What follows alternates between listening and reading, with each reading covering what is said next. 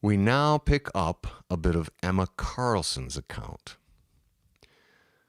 So we arrived at a list of agreed upon basic needs, but there were still things we couldn't decide whether or not to include, debating where to draw the line. But clearly, a line had to be drawn in order to keep the workforce hours reasonable. Not everything that people wanted could be provided by the workforce. What one person deems as important, another may not. I remember the class coming to sort of a standstill. I then voiced a thought that many of us were sharing. I said, okay, so maybe all of these basic needs are provided for, but what about the other stuff? What about all the stuff that we want and enjoy, all the stuff that isn't going to be provided by the workforce? What about that stuff? Do we just not have that stuff anymore? I'm not sure I still like the idea of this cooperatism. And what about all the stuff that is provided for? Do we all get exactly the same thing? Would all of the houses be the same? Would all of the appliances be the same? Would all the furniture, clothing, and food be the same? Would it be one style fits all? Would there be no longer any choice and variety? I, for one, did not find that very appealing at all. I would rather stay with the system we have, despite its faults. Then Carter Osborne pointed out that just because some things were not provided for by the workforce did not mean that people couldn't have these things. It just means the workforce wouldn't automatically provide them. Then it was Jordan. He was always so against it. He sarcastically said, oh, so now we've got certain things that people can't get from the workforce. How are these things going to be made available? Wait a minute. I've got an idea. How about we start some sort of a money system so people will want to make these things because they can make a profit by selling them? There was a sort of prolonged, defeated feeling of silence. Then it was John Chandler who asked, what if one of the workforce functions was to provide the means for individuals or groups to produce these things on their own? The workforce could provide the raw and refined materials as well as the tools needed to produce these other things. Jordan replied, now we're going from a workforce providing everything to everyone having to produce their own. Does anyone else see how out of hand this is getting? John continued, maybe the workforce is only there to provide the rudimentary stuff. I remember he was sort of thinking through it and working it out as he was going. For instance, he continued, let's say I want a kite, but the workforce doesn't make kites because people don't need kites. I may want a kite, but I certainly don't need it. If I want a kite, then I'll have to make my own. However, the workforce will provide the means for me to do that. The workforce will provide wood and paper and a saw and sandpaper and glue and string and whatever else someone might need to make a kite. The materials used to make the kite are basic materials that are needed for many things and have many uses in a modern society. So kite enthusiasts would not have to go without kites in cooperatism. In fact, they can have as many kites as they want. All of the materials and tools would be free, and they can make as many different styles and shapes and colors as suits them. Each one of their kites will be unique and personal. Jordan retorted, okay, so we got kites handled. Big deal. I still like the idea of when I want a kite, I just go buy one. Julie Wyman then picked up on John's train of thought. Kite enthusiasts could get together with other kite enthusiasts and share ideas and techniques, forming groups. They'd be like clubs. Those who wanted to learn about making and flying kites could drop by one of these clubs and try their hand at it for free. And there would be plenty of veteran kite makers and flyers to help them out and give them advice. Jordan quipped, what an imagination. Tracy Morgan kept going with this. These clubs would refine their techniques and create new ones and modify their tools and materials, creating more and more intricate and stable designs. Since everyone would be involved in creating their own kites, there would probably be at least as much variety as there is now and more experimentation and creativity. Everyone started to see where this was going. Scott Moody added, and there would probably be all kinds of extra kites lying around at these places because people would keep making newer and better ones, leaving their earlier attempts for newcomers to use. John then expanded this idea of these specialty groups to include all hobbies, sports, arts, and crafts. It would apply to anything not directly provided for by the workforce. Roger Dulesky was on the baseball team and asked, "So you're saying that, for instance, anyone who wants to play baseball would have to make their own equipment, like bats, balls, bases, gloves, and stuff?" "Well, why not? Yeah, I guess so," said John. Scott picked it up from there. "Since baseball has a lot of interest, there would probably be whole organizations devoted to it. There would be places where members could go and make whatever they needed for the game." Roger asked, "Well, what if you weren't a member?" "I guess I would picture these organizations and their facilities open to the general public," answered Scott, looking around for consensus. Jordan interjected, "Oh, now all of a sudden we've got organizations and facilities. Where do the facilities come from?" "The segment of the workforce that handles construction," replied John, shrugging his shoulders. "Why not? People could form their own teams and leagues, but the facilities would always be open to the public, so anyone could go and outfit themselves, join a league, and play some baseball. I guess that's kind of how I would see it. The workforce supplies the tools and the materials, and that would be the same for all the sports and arts as well." "So I guess we're saying," proposed Ray Gunther, "that anything that is considered more of a pastime or entertainment would have its equipment provided by the people participating in those pastimes." We all had to think about that a minute and then tentatively shrug our shoulders and nod our agreement. Ken Hasselman then asked, "So you wouldn't just be able to go and buy a tennis racket or a hockey stick or a clarinet or a beach ball anymore? You'd have to make them?" "I'm not sure some of these things would be makeable by your average person. A clarinet, for example." John thought about it for a minute. "Well, like Julie and Tracy said, there would be clubs and organizations comprised of enthusiasts where a beginner could go for help and instruction. And like Scott said, there will be those who will be good at making these things, in this case clarinets, and enjoy making them, and go on to make many, improving their technique each time and not having much use for their earlier inferior attempts, discarding them for others to use freely. So I don't think people would go without these things unless they chose to. Remember, the materials and tools are all free. You just have to be willing to put in the time to make what you want with the support of others who are also working on the same thing. I guess that could work. I mean, clearly there would be plenty of people who would have enough of an interest in these various pastimes. That's obvious because there is now, already, in our present system."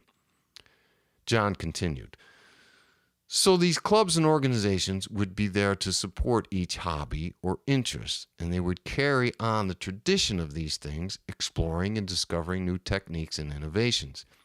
It would be kind of like it is now, except you wouldn't need money. People willingly devote a great deal of time and effort to these things because they enjoy them. The difference is there wouldn't be stores where you could just go and buy the things you needed to get started. The organization would be, well, the stores where you would go to begin. I don't see why this wouldn't work." So I said, "Well, what about all the stuff that the workforce does make? Like furniture and refrigerators and cars, would they all be the same?" Carlton offered, "I'm thinking the workforce would have to be practical in the styles and designs. The idea would be to construct things to last. The longer they could last, the less workforce hours would be needed to keep replacing them, and therefore This would in turn keep the size of the workforce down. The smaller the workforce, the less time each individual in society would be required to work in it. Then Scott said, yeah, but based on what we're talking about with the clubs and organizations, I imagine that individuals, if they wanted, could be involved in making, say, their own furniture or cars or refrigerators as well. I mean, why not, right? Think about it. Maybe my hobby is cars or building furniture. Maybe I enjoy it. Almost anything you can think of, there are groups of people out there that do it for enjoyment right now. If I'm into cars, then maybe I'd want to make my own. After all, the workforce provides the materials and the tools, right? So everyone would be free to personalize anything they want. Some people maybe don't want to make their own furniture or car, so the workforce could produce some generic, top quality furniture and cars according to demand for anyone who wants them. So again, the choice is the individual's. No one need go without furniture or cars, and no one need settle for a generic style if they didn't choose to. Yeah, commented Jerry, the workforce might not need to have as large a hand in this as what we originally thought. The people themselves could be far more active in customizing things they have. Then Carol said, there will probably be furniture building clubs, or at least woodworking clubs, and car building clubs as well. So personalization and variety could still exist. But what about makeup and clothing, I asked. Same thing, everyone was saying. Why not? Makeup and beauty product clubs, public facilities where anyone can go and fashion their own clothing or customize their own shade of lipstick. Now we turn to Linda Davies to continue. I didn't get it.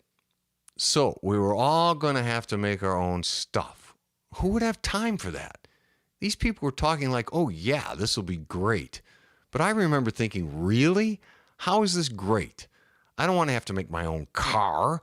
I don't want to have to make my own clothes. I don't want to have to make my own makeup. How is this a good thing? I don't know anything about making any of these things. And it is not particularly what I want to spend half of my life doing. This system is supposed to give everyone more free time, not more work. I continued by saying that I can get a job, preferably one I like, where I'm earning money and can just go buy the things I want. In cooperativism, I'll be stuck in a workforce doing whatever, and then on top of that, if I happen to want a few things not provided, and I will, then I'll have to spend more of my time working to make them myself. Jordan jumped up and exclaimed, "Exactly!" There was a silence. Strickland's eyebrows raised up high as his eyes looked back and forth, waiting for someone to comment. I was proud of myself. I generally didn't participate much in class. I wasn't particularly shy, I just didn't have much of an interest. But I remember being quite annoyed about how no one was voicing this obvious problem. And now I'd brought the entire class to a standstill. Wow. I admit I had kind of a crush on Jordan at the time. And the fact that he jumped up and voiced his agreement, well, that made it even better. Strickland broke the silence. "Well," he said, "anybody?" There was another pause. Then Jeremy Clark said, "Well, we don't really know yet how many hours per week or how much of your life you'll be spending in the workforce. I'm thinking we're all guessing, or hoping, it would be considerably less than what is expected now, freeing up a great deal more of your time. You won't be seeing your income gobbled up and paying for all the things you need, like car, gasoline, electricity, rent, mortgage. You wouldn't have to worry about retirement or losing your job or inflation or medical bills or taxes or the ups and downs of the economy. Crime would probably be reduced because most crime is money related. When you think of it that way, comparing the pros and cons, it seems cooperatism has at least as many advantages to offset the possible inconveniences you have pointed out. Not that your point isn't valid, it's just that we don't know yet that your concerns won't be somehow worked out as we go along. He paused for a moment in thought and then continued. For instance, regarding this club thing, my understanding to this point is that you won't have to make your own car. The workforce will be providing transportation for free, public as well as private. And although we haven't discussed it much, I'm thinking it would provide an array of different styles for different uses. For example, you could get a pickup truck if you were involved with something that required a vehicle like that. Or you could get a van if you needed one, or some sort of roomy luxury car for a long trip you were taking. Or maybe you'd choose a motorcycle if you were inclined that way. Now, you may not have a huge selection of, say, pickup trucks. They may be limited in terms of style and color, but you would always be able to get one that was in tip-top shape when you got it, because the workforce, I assume, would be maintaining a fleet for personal use. And if you find your needs change, you won't have to worry about resale value or how much you'll get if you trade it in. You just return it to the workforce, who services it for the next user, and you drive off with whatever you need next, if anything. I say if anything because I sort of envision public transportation fulfilling most transportation needs. Maybe. I don't know. We haven't gotten that far yet, but that's kind of how I'm starting to see this. No one said anything, so he continued to expand on this. Now, if you want something stylish or unique, resources would be available for you to modify something to your liking. Maybe someone you know enjoys that kind of thing, like a boyfriend or your dad, or someone would help you. Or maybe even build it for you because it's a challenge and fun for them, and they love doing those kinds of projects.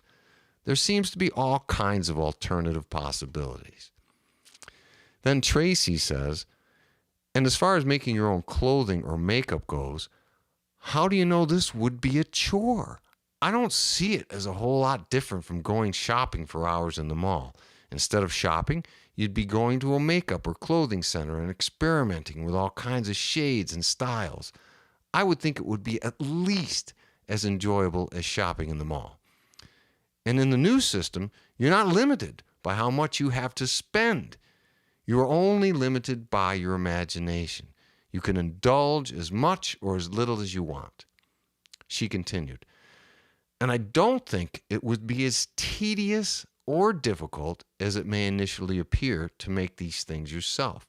The workforce could maintain the basic supplies in these centers and help organize them with advice and suggestions from the users into efficient, user-friendly facilities, complete with instructions on how to produce all the different styles and variations you could think of, with displayed examples and databases full of easily indexed patterns and designs that everyone could access and everyone could contribute to, increasing the possibilities for everyone. She then had an additional thought. Maybe I'm getting ahead of the game here, but I see people willingly contributing to these databases as long as they get the credit for the design. In a money system, people want to cash in on their ideas, waiting for a financial opportunity. Not so in cooperatism. There are no financial rewards. No one would need them. Everyone's needs would be taken care of, so they would be doing it for the recognition. Those of you who balk at this, take a look at the internet today. People are sharing all kinds of things worldwide for free, even in our money-based system. All the know-how and designs for anything you want to build would be available and constantly being improved and updated. This stuff would all be accessible from your home, online, for free. Then, when you're ready, you just go to the facility with your plans and put it together. Carol then said, I think this might be way more fun and have far more advantages. It wouldn't take long if this were the norm for people to get proficient at this process. The variety, creativity, and choice would be amazing. Milt then turned to me and said, "It seems to me that you're looking at this from the perspective of how these things would or would not fit into your life now, in this system, under your present circumstances, instead of imagining yourself in the circumstances and lifestyle of the new system. Once you do that, many of your former objections and concerns might disappear. If you imagine yourself having to make all of these things in addition to living the life you're living in the present system, then yes, it may seem overwhelming and not very practical or efficient.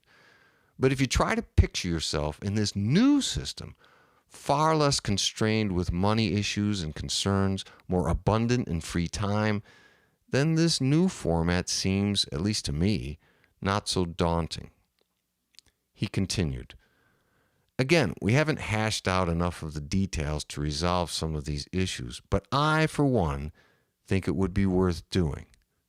Just my opinion." Once again there was silence. Once again Strickland's eyebrows rose. Milt made a good point. I could see what he meant about judging an aspect of the new system as if it had suddenly become part of our lives in the present system, instead of seeing it from the perspective and context of being in the new system. It was difficult not to. The new system hadn't been worked out in our minds yet. We might see things differently from that perspective.